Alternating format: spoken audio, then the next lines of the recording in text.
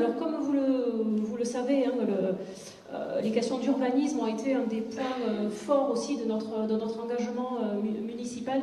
Et moi j'aime bien dire que nous ménageons, et non pas nous aménageons, bien sûr nous l'aménageons, mais nous ménageons notre territoire. Je ne sais pas si vous le savez, mais nous avons nettement réduit le nombre de constructions qui étaient prévues dans la commune, non pas parce que nous voulons nous replier sur nous-mêmes et ne plus accueillir, bien au contraire, mais parce qu'il fallait équilibrer tout ça, équilibrer en fonction des équipements publics à disposition, équilibrer par rapport à notre voirie, aux capacités des réseaux d'assainissement. Il fallait tenir compte aussi de la sécurité des personnes, ne pas construire en zone inondable, tenir compte des contraintes de ruissellement. Et nous devons également tenir compte de la loi SRU et de la production de logements sociaux, et puis, comme je l'ai inscrit également, protéger notre bâti historique. Donc, nous avons stoppé de gros projets, notamment un projet immobilier de 500 logements qui était prévu à l'entrée de la commune, hein, deux fois 250 logements, donc ça me paraissait vraiment complètement disproportionné, hein, surtout vu l'état des équipements que je viens de vous citer. Et puis, voilà, au début du mandat, chaque fois que je rencontrais des promoteurs, on était sur des projets qui faisaient à minima 40 à 50 logements et qui pouvaient voilà, être exponentiels. Notamment, je pense à un autre projet qui était prévu vraiment dans le centre historique, en face de l'arche, hein, de la porte historique du carré médiéval, donc dans un secteur complètement contraint, qui nécessitait d'abattre une maison, en fait, hein, voilà, une maison historique vigneronne, donc dans un secteur protégé au cadre des architectes de l'architecture des bâtiments de France. Donc là, on était sur un projet de 70 logements. Enfin voilà, donc tout ça a été arrêté et a été réorienté vers de la production de logements beaucoup mieux intégrés dans son environnement et, j'allais dire, à taille humaine. Donc on est sur du R+1, on est sur de l'insertion dans la morphologie urbaine, avec en privilégiant les toits en tuiles, en privilégiant des constructions qui ont plutôt une forme de petites maisons. Et tout ça est inscrit dans le nouveau PLUI, dans le PLUI, à travers voilà, la réglementation et les zonages. Et les objectifs de production de logements à terme du PLUI, donc à 10 ans, ont été réduits de plus de moitié, puisque quand nous sommes arrivés, ils étaient à plus de 900, et là nous sommes à 400 nouveaux logements à 10 ans. Voilà. Donc ce ménagement du territoire, il passe également par la protection de zones naturelles et agricoles. On vous en a déjà parlé. Voilà, 72% du territoire communal en zone agricole et naturelle, c'est important. Nous limitons l'imperméabilisation des sols.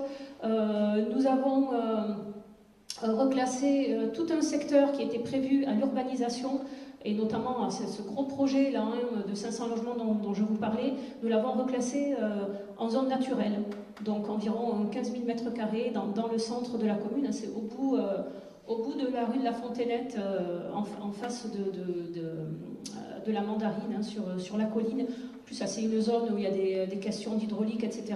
Donc tout ça maintenant est préservé et est une zone naturelle.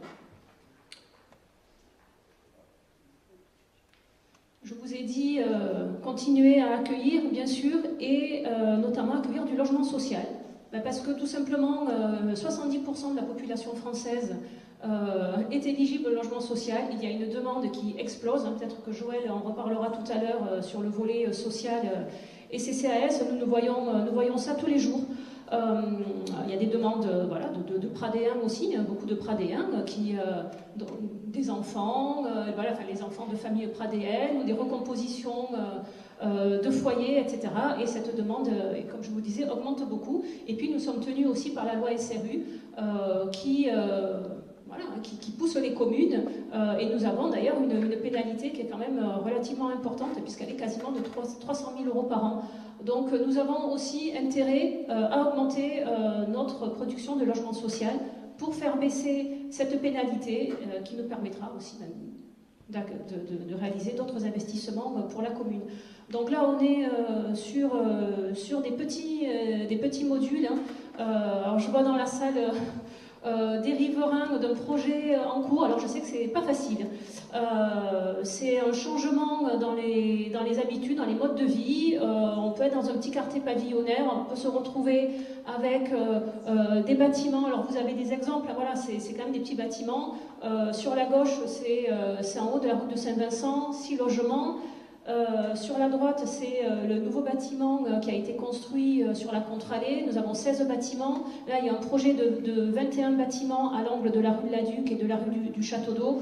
Voilà, ça crée des inquiétudes, c'est normal. On essaye d'améliorer les choses, mais en tout cas, on essaye que ce soit intégré dans le foncier, et on essaye aussi, là, les problématiques de stationnement sont souvent mises en avant, c'est un fait. En tout cas, je peux vous dire que depuis que le logement Villasol a été livré, on ne remarque pas une explosion de stationnement sauvage, parce qu'il faut savoir que pour les logements sociaux, la loi impose une place de stationnement par logement, ce qui est peu.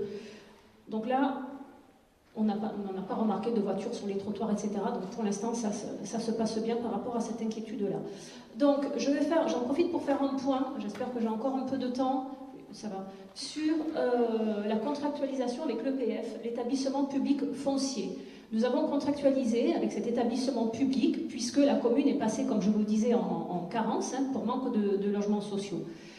Cet établissement nous appuie pour racheter des terrains sur lesquels pourront être construits du logement social.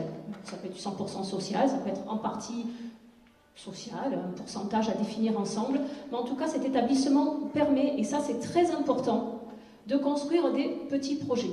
Parce que si ces projets étaient laissés à la seule main des promoteurs, on aurait des grosses structures, on serait à minimum 30-40 logements qui seraient construits pour des questions d'économie, en fait, d'équilibre économique de ces promoteurs.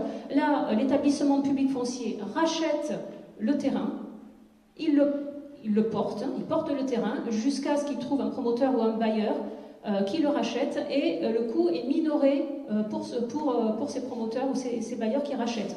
Donc, comme le coût est minoré, ça permet de produire moins de logements et de produire des logements qui respectent davantage les demandes de la municipalité.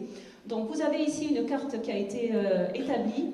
Tout ce que vous voyez entouré de noir, ce sont les secteurs potentiels dans lesquels l'EPF pourrait agir, soit par préemption, soit par rachat direct auprès des propriétaires. Donc vous voyez peut-être, je ne sais pas si vous arrivez à vous repérer, peut-être que si vous y arrivez, vous verrez que votre maison est dans les secteurs, la mienne y est, en tout cas.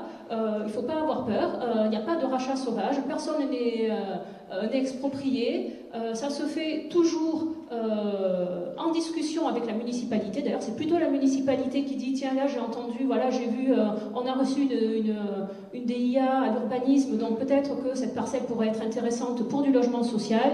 On en discute avec l'EPF et on voit que c'est possible. Il n'est pas question de mettre du logement social partout, de construire partout, il y a certaines règles à respecter, et en tout cas ça se fait en bonne intelligence, et il faut vraiment sortir de ce fantasme qui, je sais, a été véhiculé ces derniers mois, et qui dit que l'EPF va exproprier, que l'EPF va racheter à tout va n'importe quelle maison pour y construire du logement social. Moi je vous le dis, c'est complètement faux, et vous pouvez me faire confiance là-dessus, et on reste en tout cas toujours sur des petits projets. Bon voilà, grosso modo ce que je voulais vous dire par rapport à ces questions d'aménagement, et puis bien sûr je pourrai répondre à vos questions pour préciser certains points avec vous tout à l'heure, et je laisse la place à François pour les mobilités. Merci.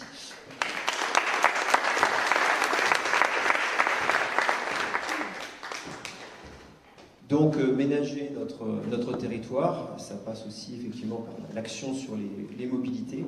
L'un des principaux objectifs du mandat, c'était l'apaisement de la circulation dans la commune, et l'incitation aussi à passer à des mobilités alternatives à la voiture, que ce soit la marche à pied, le vélo, les transports en commun. Nous avons travaillé dans le cadre du conseil participatif sur les mobilités, comme l'a expliqué Frédéric, qui a mené donc à différentes mesures, notamment le passage donc, de la commune à 30 km/h, avec, pour accompagner cette mesure et faire ralentir les automobilistes, l'inversion des priorités entre les grands axes de la commune et les rues transversales, comme ça se fait dans d'autres communes aussi de la métropole, l'achat d'un nouveau radar pédagogique aussi, pour savoir à quelle vitesse on roule, et puis des aménagements pour essayer de limiter la vitesse et sécuriser certains passages, notamment au niveau de l'entrée nord, création d'un plateau au niveau du carrefour entre la RN17 et la rue de Garast, qui était assez accidentogène. Création aussi de plateaux piétons, notamment sur la RM 145, avec donc l'accès piétonnier à Restinquilière. Et puis réaménagement aussi du rond-point d'Ovalie Optique pour limiter la vitesse à ce niveau et puis sécuriser piétons et vélos. L'apaisement, c'est aussi celui des stationnements qui peuvent être en tension dans certains quartiers de Prades-le-Lez, notamment quartier du Nouveau, Baronne, Coste-Rousse. Donc on a créé des nouvelles poches de stationnement et un parking de 20 places près du cimetière. Et puis l'apaisement, c'est aussi la limitation de l'accès des véhicules à certains espaces naturels, notamment comme l'a expliqué Joël, au niveau de la plaine sportive, donc espace naturel bordant la plaine sportive, où une zone sécurisée et aménagée pour les piétons a été donc aménagée pour familles, piétons et sportifs. Donc concernant les aménagements favorisant donc, les modes de déplacement alternatifs à la voiture, concernant les piétons, on a essayé de sécuriser notamment les traversées des axes principaux de Prades-le-Lez avec des plateaux traversants et puis création de zones de rencontre, notamment au niveau du Mas d'Auxelles. Et puis on a pensé bien sûr aussi aux plus jeunes, comme l'ont expliqué aussi Jackie et Sébastien, sur la sécurisation des chemins vers l'école, notamment un travail qui a été fait au niveau du cheminement Fontainette et le long du parking des Médias, comme vous pouvez le voir ici, donc qui a été entièrement sécurisé. Et puis de l'autre côté aussi le cheminement qui vient de la rue Georges Brassens, avec une traversée de la rue Jean Jaurès qui était un petit peu dangereuse, là, qui a été aussi sécurisée. Concernant les transports en commun, on a eu une politique en faveur de ces transports en commun. On a réussi à obtenir l'augmentation de la cadence du bus 23, qui était toutes les 20 minutes et qui est passé tous les quarts d'heure maintenant, avec un trajet donc navette entre Prades et le terminus de la ligne 5 du tramway. Et puis ça va aller en s'améliorant au fur et à mesure aussi, parce que le tramway pour l'instant est toutes les 12 minutes, et bientôt ce sera toutes les 7 minutes à partir de septembre 2026. Voilà, donc on aura le plein potentiel là, des transports en commun en septembre 2026. À destination des vélos aussi, dès le début du mandat, on a créé donc une cinquantaine d'arceaux vélos dans des points stratégiques de la commune, donc aux abords des écoles, la poste, la plaine sportive. Oui. Et puis des marquages pour les vélos, pour créer de nouvelles pistes, notamment chemin du Nouveau, rue de la Cigale, des sas vélos au niveau des carrefours principaux de Prades-le-Lez, et puis des pictogrammes vélos, notamment sur la RN17. Et puis la sécurisation des piétons, vélos, etc., passe aussi par des réaménagements importants de voiries, alors notamment avenue des Baronnes, où la chaussée a été refaite et les trottoirs ont été élargis aux abords de l'EAP Coste-Rousse, de manière à ce que les membres de l'EAP puissent faire leur trajet quotidien en toute sécurité, en fauteuil roulant. Au niveau du chemin du Nouveau, il y a eu une réfection totale de la voirie avec création, alors sur la partie haute du chemin du Nouveau, avec création de trottoirs, d'écluses et d'aménagements vélos. Et puis enfin, on a bénéficié d'une subvention de la métropole pour réaménager l'entrée sud, avec donc création d'une piste cyclable sécurisée, donc intégrée à la véloligne 11 du réseau métropolitain, et qui permet donc de rejoindre en toute sécurité à vélo donc le terminus du tram 5, la médiathèque et tout le nord de Montpellier. Voilà. Et on a profité pour réaliser des aménagements aussi pour faciliter et sécuriser la traversée donc au niveau du sud de la RN17 par les piétons et les personnes à mobilité réduite, avec des rampes voilà, comme celle-ci par exemple, pour les personnes à mobilité réduite. Et donc ça tombe bien, je vais passer la parole à Joël qui va nous parler justement de l'accessibilité.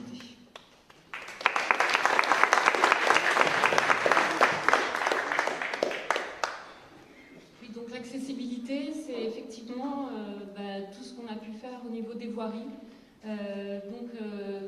En fait, la loi de 2005 et les ordonnances de 2014 parlent d'accessibilité, mais ce ne sont pas que des questions de handicap, c'est aussi les personnes âgées et les piétons. Donc, tous les aménagements voiries qu'on a pu faire participent à une meilleure accessibilité dans la commune.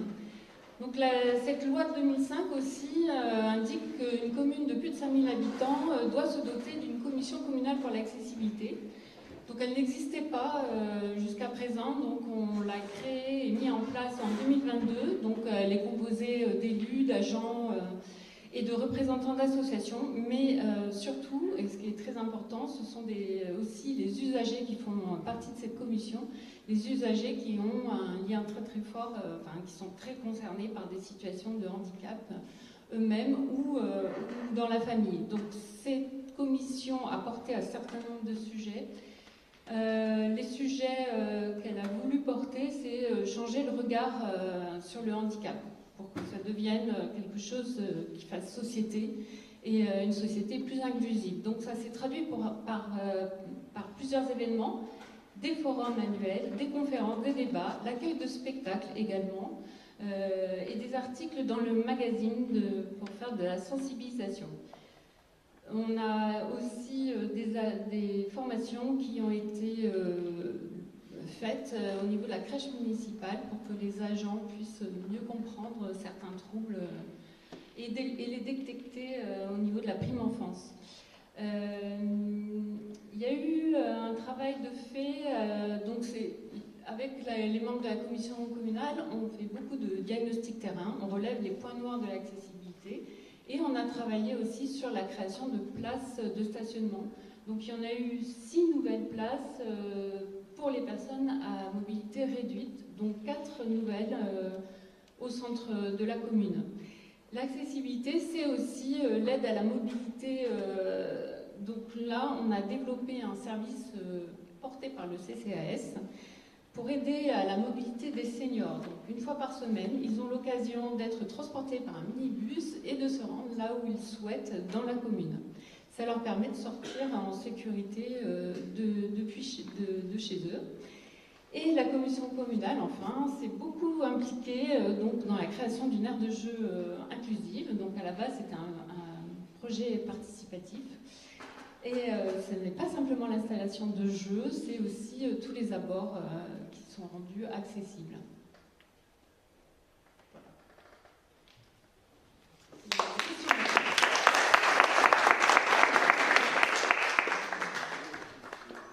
Merci, je crois qu'on en a fini avec ce volet concernant l'urbanisme, l'aménagement, tout ça. Alors, quelques petites questions rapidement. Transport, François, les déplacements entre Prades et Montpellier en transport en commun, bus, tram. Il n'y a pas de question plus précise, madame, allez-y. Oui, bonjour à tous et à toutes. Je me permets de faire cette réflexion parce que moi-même je suis concernée.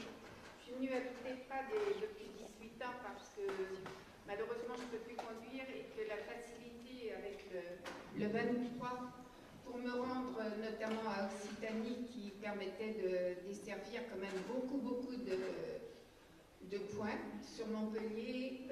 J'avoue que je ne suis pas contre la ligne 5, au contraire, mais ce que j'ai eu pas une révélation, ça va paraître bizarre, mais courant décembre, c'est vrai que j'étais très contrariée. Pour moi, personnellement, parce que je vais avoir 80 ans et que pour l'instant, j'ai bon pied, bon oeil, j'ai pensé aux personnes, et notamment ce jour-là, j'avais une dame qui était fort handicapée, qui se déplace difficilement. J'ai pensé aux gens qui travaillent régulièrement. J'ai pensé à tous nos gamins qui rejoignaient facilement le lycée Frédéric Bazier. Vous allez me dire, il y a une autre solution maintenant. Et tout ça, cette révélation, je me suis dit, pourquoi? Alors, j'en ai parlé avec des chauffeurs de bus que je commence à bien connaître, ils m'ont dit, mais vous avez raison. Alors, je vais vous exposer le plus brièvement possible. Là, on peut accéder à Clapier pour accéder au 5, en voiture, en trottinette, à vélo, à cheval, si on veut. Ça, je suis complètement d'accord. Deuxième réflexion, c'est que la ligne 23 en l'état, comme elle était jusqu'au vendredi 19 au soir, on passait, pardon, excusez-moi, on passait un arrêt où il s'arrêtait, c'était Agropolis Mende, sachant qu'à cet arrêt, on pouvait descendre pour rejoindre la ligne 5, comme moi, si un jour je veux prendre la ligne 5 pour me rendre dans des coins de Montpellier, il suffisait de traverser la rue et d'aller chercher le 7, et après le 23 continuait sa trajectoire. Donc ma remarque, c'est qu'effectivement, c'était au détriment de personne. Au contraire, et vous qui prenez, Florence, le développement de Prades et l'accessibilité, le fait de ne pas reprendre sa voiture, il est vrai que moi je l'utilise ce 5 puisque il n'y a pas beaucoup de voitures au parking de Clapier, un petit peu, voilà. Donc c'est la réflexion que je vous pose et que je pose à l'ensemble des personnes. Je finirai sur cet exemple. Moi je me suis trouvée, pas mercredi, l'autre mercredi, à rentrer de Seine-Neuve. Pour rentrer de Seine-Neuve, il faut vraiment le vouloir, il y a des gens qui travaillent. Moi je suis retraitée, je peux m'organiser. J'ai 4 moyens. J'ai la 3, j'ai la 1, j'ai la 5 et j'ai 23. Et je me suis trouvée, bon malheureusement la 5 était en panne, ça peut arriver même si c'est tout neuf, avec une jeune femme qui habite Prades depuis peu longtemps et qui m'a dit je suis venue à Prades avec un choix délibéré parce que nous n'avons qu'une voiture et nous ne voulons que, budgétairement parlant. Et elle avait les larmes aux yeux parce qu'elle mettait 20 minutes pour aller travailler, elle travaille en face d'Occitanie, et maintenant elle dit je mets 1h20. Donc c'est au nom, à mon nom propre, égoïstement, et au nom de toutes les personnes qui se trouvent lésées. Voilà.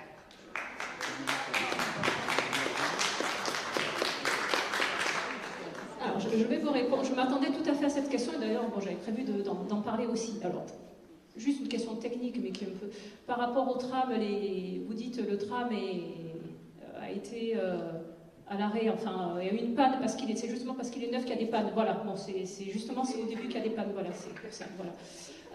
Alors, c'est une question, nous en sommes tout à fait conscients. Nous partageons plutôt votre réflexion et la réflexion, voilà, ce que nous remontent aussi les usagers du bus 23. Voilà. La demande qui avait été faite au départ, c'était qu'il y ait une navette pour aller jusqu'au tram, parce que ça nous semblait nécessaire qu'il y ait le choix justement entre plusieurs modes de déplacement. Et ce que nous pensions, et ce qui nous avait été annoncé, c'est que ensuite l'intermodalité, c'est-à-dire le fait de changer de tram, etc., pour se rendre jusqu'à Occitanie, se ferait dans un temps plutôt court. Bon, effectivement, ce n'est pas le cas. Donc depuis... alors c'est vrai que ce mode de fonctionnement, le tram 5, il arrange la vie d'un certain nombre de personnes, ça on est tout à fait d'accord, moi je trouve ça très bien. Je pense que c'est à dissocier du bus 23. En fait, le tram il fonctionne, qu'il y ait ou pas le bus 23, donc ça c'est à part. Le bus 23, lui, c'est vrai, actuellement, donc, ne va plus jusqu'à Occitanie, et nous sommes rendus compte rapidement que c'était certainement un manque.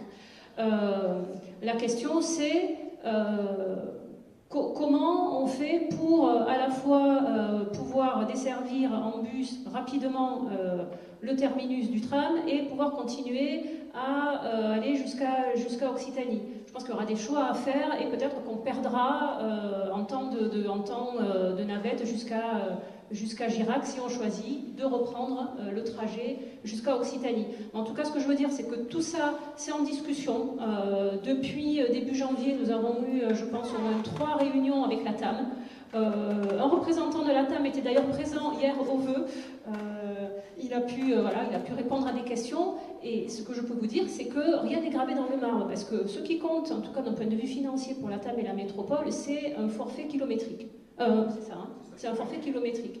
Donc que le bus 23 fasse des allers-retours jusqu'au terminus du tram ou qu'il fasse la boucle à Occitanie, pour eux, ça a le même coût. Il y a le même nombre de bus, il y a le même nombre de chauffeurs. Donc après, c'est un choix qui doit être rediscuté, qui va se faire par rapport aux besoins de la population. Donc ça, je comptais vous en parler dans la dernière partie, mais je peux vous le dire maintenant. Voilà, nous, notre engagement, c'est de faire une consultation par rapport à ça. Justement pour bien avoir les besoins Et puis si les besoins, c'est finalement de conserver un 23 jusqu'à Occitanie, on pourra remettre le 23 jusqu'à Occitanie. Enfin, nous, notre objectif, c'est d'arranger le plus de monde possible et que tout le monde puisse prendre les transports en commun et se faciliter la vie. Hein. Le but, c'est pas de mettre des bâtons dans les roues. En tout cas, l'ATAM réalise des comptages. Et nous aurons les résultats a priori début février, donc ça permettra à alimenter toute cette discussion. Mais ce que vous dites, madame, bon, moi j'en suis tout à fait conscient. D'ailleurs, j'ai discuté avec des personnes, justement, peut-être la même personne que celle avec qui vous avez parlé, qui me disait je suis venue à Prades parce qu'il y avait le 23 et maintenant je suis embêtée. Donc tout ça, c'est quelque chose que nous étudions et nous pourrons appuyer sans problème pour modifier ça si besoin. Oui. Oui. Un bus le 23 tous les quarts d'heure, c'est le matin dans une tranche. Oui. Après, on a à peu près, c'est vrai qu'il y a 2 bus. C'est aux heures de pointe. Voilà, Oui. aux heures de bus. Et il y a 2 bus qui, mettons, à n'importe 14h, 14h10. Et après, il faut attendre 15h, 15h10 pour. Oui. Voilà, c'est ça. Comme il y avait d'ailleurs. C'est ça, c'est 15 minutes en moyenne aux heures de pointe et 30 minutes le reste du temps.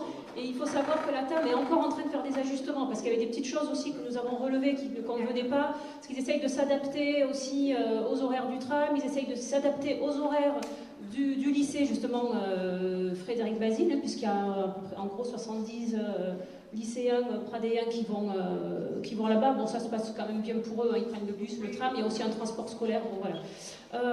On a aussi le 615 qui traverse la commune aussi et qui arrive de Quissac. C'est un bus LIO et qui va jusqu'à Occitanie. Alors, deux problématiques. La première, c'est qu'il ne fait que traverser la commune, donc il ne va pas dans les quartiers. Et pour l'instant, il est payant, alors que sur la métropole, tout est gratuit. Donc, bon, voilà, là aussi, il y aura peut-être des ajustements à faire, à voir. Il y a madame aussi qui vous pouvez poser une question, ou faire une remarque. Oui. Quand vous dites, bon, on va faire une enquête oui. de satisfaction, Bah, on recueille des besoins d'ajustement. Oui. Enfin, moi, je trouve ça dommage de le faire a posteriori. Je pense oui. qu'avant que cette décision ait été prise, ça aurait été oui. bien de faire une enquête de... Je suis d'accord avec vous. On aurait dû le faire avant, c'est vrai. C'est vrai, mais les éléments dont nous disposions ne nous laissaient pas penser que ça serait si compliqué. Mais c'est vrai, on aurait dû le faire avant. Je suis d'accord avec vous. Très bien, merci.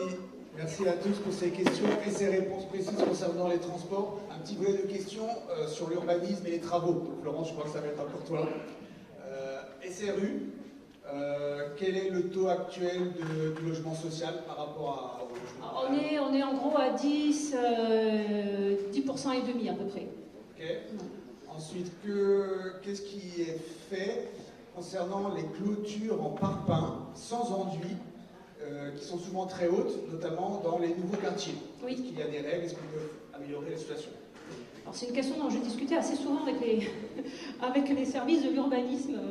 Moi je pense qu'il faudrait... Alors je leur ai demandé d'envoyer des courriers personnalisés aux propriétaires, effectivement, pour que voilà, ils puissent crépir leur...